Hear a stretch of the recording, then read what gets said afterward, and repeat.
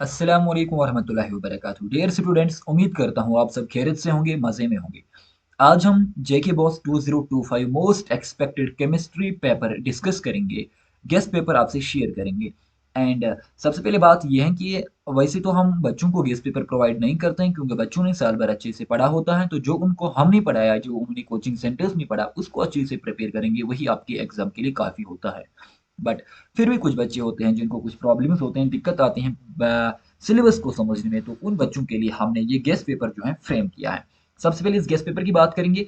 10 top 10 to 15 guest papers, 10 to 15 ऐसे guest papers हमने उठाए जो कि मोस्ट एक्सपेक्टेड गेस्ट पेपर्स होते हैं।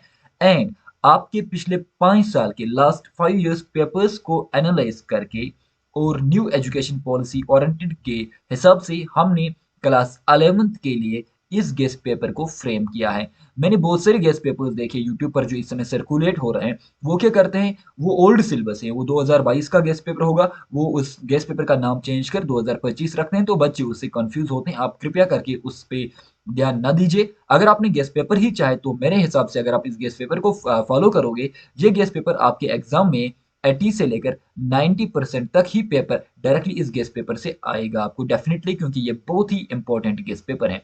इसमें क्वेश्चन की बात करेंगे। क्वेश्चन नंबर फर्स्ट जो आपके सामने यहाँ पर रखा हमने, that is law of chemical combination, इसको पढ़कर जाना पड़ेगा बेटा। दूसरा है state law of conservation of mass and energy, इसको अच्छे से पढ़कर जाना पड़ेगा। क्वेश्चन नंबर थर्ड जो यहाँ पर है, that is calculation of number of moles, number of molecules, numbers of atoms, इसके बारे में आप इंफॉर्मेशन थोड़ी सी होनी चाहिए। Define empirical, this is one of the important question, this is one of the important question. ये जेके बॉस का एक फेवरेट क्वेश्चन बनता है। Empirical formula and molecular formula, atomic mass और मोलर मास अच्छे से पढ़कर जाना। डॉल्टन्स एटॉमिक थ्योरी, ये 2 नंबर का स्टेटमेंट बेस्ड क्वेश्चन आएगा, इसके पोस्टुलेट लिखने पड़ेंगे। 2 मार्क का क्वेश्चन आपके एग्जाम में आ सकता है। या स्टियोक्योमेट्री कॉन्सेप्ट जो है, ये भी आपको पढ़कर जाना है। Define mole concept and limiting reagent, इसको भी पढ़कर जाना पड़ेगा मेरे बेटे। एंड बोर मॉडल, इसके लिमिटेशन, ये वाला क्वेश्चन जो आपके लिए बनेगा। ऑल्सो इसके न्यूमेरिकल से 5 मार्क का क्वेश्चन बन पाएगा। एंड इसमें जो आपको न्यूमेरिकल प्रिपेयर करना है, वो न्यूमेरिकल आपको इसके रेडियस की फॉर्मूला के लिए प्रिपेयर करना पड़ेगा। आपको जो इसमें टोटल एनर्जी, हम शेल्स में एनर्जी पढ़ते हैं जब, जैसे कि E1 की एनर्जी ज्यादा होती है, E2 की एनर्जी ज्यादा होती है, E3 की एनर्जी, हमने ये कैलकुलेट करना पड़ेगा। अच्छे से इस क्वेश्चन को पढ़कर जाना पड़ेगा। डिफाइन, और क्वेश्चन नंबर 8वां जो है, that is de Broglie hypothesis. And इस पर आपको न्यूमेरिकल्स अच्छे से प्रिपेयर करके जाना है। इसके न्यूमेरिकल्स आपको अच्छे से प्रिपेयर करके जाना पड़ेगा। डी ब्रोगलिस के जो भी न्यूमेरिकल्स हैं, वो सही से आपको आने चाहें, उनको प्रिपेयर करके जाना पड़ेगा। यहाँ पर हम पी लिखते हैं मोमेंटम, एंड असल में ये एमबी होता है। अब क्वेश्चन नंबर 9 की बात करेंगे, दैट इज हाइड्रोजन स्पेक्ट्रम, इसके भी आपके न्यूमेरिकल्स आएंगे। इस पर लाइमन सीरीज होता है, बाल्मर सीरीज होता है, पीफन सीरीज, वो सारी सीरीज जो है वो आपको अच्छे से पढ़कर जाना पड़ेगा। क्वेश्चन नंबर 10वीं की बात करेंगे, क्वेश्चन नंबर 10 जो यहाँ पर हमारे पास है, इनको एक्सप्लेन करना पड़ेगा। हंड्स रूल आपको एक्सप्लेन करना पड़ेगा। पॉलीज एक्सक्लूजन प्रिंसिपल आपको एक्सप्लेन करना पड़ेगा। अब उस रूल क्या होता है, क्वांटम नंबर जो हमारे पास 4 टाइप के क्वांटम नंबर्स होते हैं। प्रिंसिपल क्वांटम नंबर हमारे पास, एजिमुथल क्वांटम नंबर हमारे पास, magnetic quantum number and spin quantum number, इनको मेरे बेटा अच्छे से पढ़कर जाना पड़ेगा। अब इसमें एक और डिफिनेशन आपने याद रखना पड़ेगा, डिफरेंस बिटवीन ऑर्बिट और ऑर्बिटल, इनके बीच में क्या फर्क है, अच्छे से इसको पढ़कर जाना पड़ेगा। क्वेश्चन नंबर 11 जो आपके पास है, that is Heisenberg uncertainty principle. Question number 12, इसमें से आपके मोस्ट प्रोबेबिलिटी है कि 2 मार्क का क्वेश्चन फंस जाएगा। इस क्वेश्चन नंबर 12 से इसको अच्छे से पढ़कर आप जाना एग्जाम में। अब मजे की बात यह है, इस गेस्ट पेपर में जो क्वेश्चन आपको नहीं आएगा, आप मुझे कमेंट सेक्शन में बता दीजिए। मैं उनका वीडियो सोल्यूशन आपके लिए प्रिपेयर करके रखूंगा, अच्छे से उनको वीडियो सोल्यूशन बता दूंगा। जो क्वेश्चन नहीं आता है, हम उनको वो क्वेश्चन हम आपको पढ़ाएंगे। क्वेश्चन नंबर 13, इसको अच्छे से प्रिपेयर करके जाना, 2 मार्क का क्वेश्चन आ सकता है। क्वेश्चन नंबर 14 भी 2-3 मार्क का क्वेश्चन आ सकता है। आयनाइजेशन एंथैल्पी, इसको पढ़कर जाना। Difference between electron gain enthalpy, ionization energy, shielding effect, अच्छे से इस क्वेश्चन को भी पढ़कर जाना पड़ेगा। विस्पर थ्योरी आपका 5 मार्क का क्वेश्चन आ सकता है। एक्सपेक्टेड क्वेश्चन 5 मार्क आ सकता है।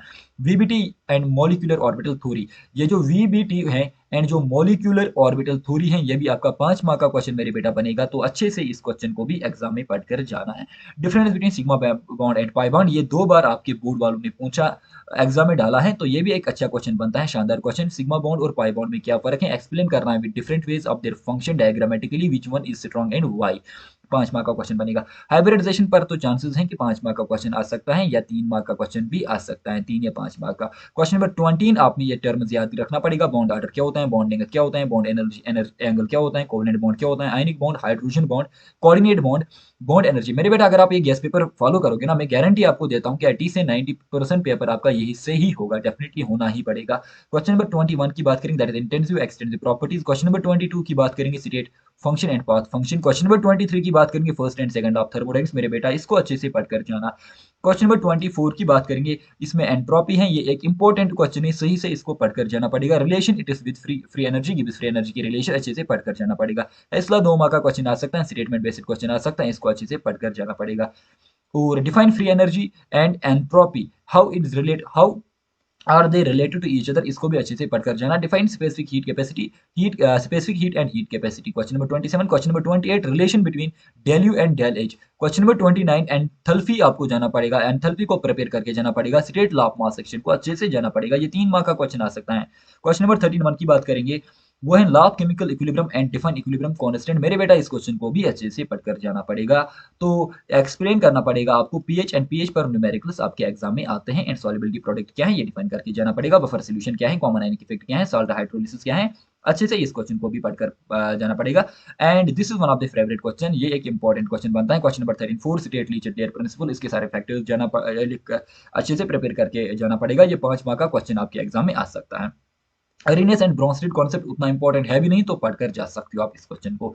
Define oxidation and reduction calculation, ये इस पर क्वेश्चन 2-3 मार्क का बन जाएगा।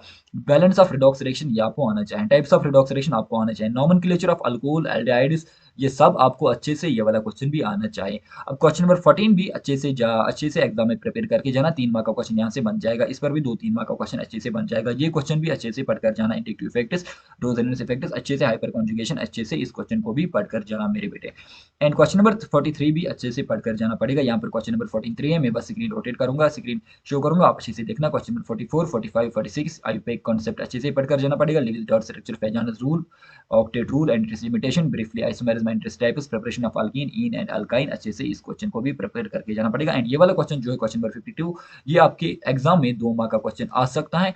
एंड इसमें आपको इलेक्ट्रॉनिक कॉन्फ़िगरेशन लिखना पड़ेगा। आइसोटोप आइसोबार्स एंड उतना इंपॉर्टेंट है भी नहीं, 2 मार्क का क्वेश्चन फंस सकता है। ऑस्ट्रो डाइल्यूशन लॉ, ये वाला क्वेश्चन अच्छे से, इन क्वेश्चंस को अगर आप फॉलो करोगे, एंड यहाँ से चांसेस हैं कि आपके एग्जाम में 80 से लेकर 90% तक पेपर यही से आएगा। क्योंकि ये जो सिलेबस, ये जो मैंने पेपर, गेस्ट पेपर, ये जो आपके पास गेस्ट पेपर है ना, इस गेस्ट पेपर को अच्छे से फ्रेम किया गया है, इस गेस्ट पेपर को अच्छे से फ्रेम किया गया है ताकि एक बच्चे को वो सिलेबस का बर्डन ना लगे, बच्चे को ये ना पता चले कि हमने बहुत ज्यादा सिलेबस कवर किया। असल में ये बहुत ज्यादा सिलेबस है, बट अगर इसको फॉलो करोगे तो 90% आपका पेपर यही से आएगा। मैं बच्चों को इमोशनली ब्लैकमेल नहीं करना चाहता हूं कि मैं बच्चों को बोलूंगा ये टॉप 10 क्वेश्चन से इन्हीं को पढ़कर जाए, नहीं, क्योंकि हम नहीं पेपर थोड़ी बनाते हैं, हम पेपर नहीं बनाते हैं, पेपर बनाने वाले उन्होंने पेपर सेट किया होता है, पेपर सेटर अलग होते हैं, तो हम नहीं पता कि वो एग्जाम में क्या डालेंगे।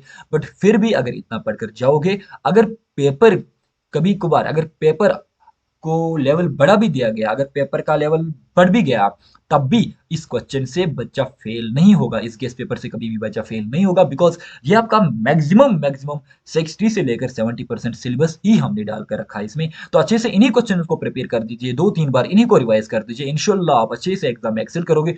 अगर आपको फिजिक्स के बारे में, अगर आपको फिजिक्स का गेस्ट पेपर चाहे, केमिस्ट्री का गेस्ट पेपर तो वैसे मैंने दिया, अगर 12th का भी चाहे, बायोलॉजी का गेस्ट पेपर, इंग्लिश का गेस्ट पेपर, सारे सब्जेक्ट्स का गेस्ट पेपर चाहे, तो आप हमें कमेंट कर सकते हो। एंड इस वीडियो को उन बच्चों तक शेयर कर दीजिए जिनको इस गेस्ट पेपर की रिक्वायरमेंट है। थैंक यू, शुक्रिया, अल्लाह हाफिज।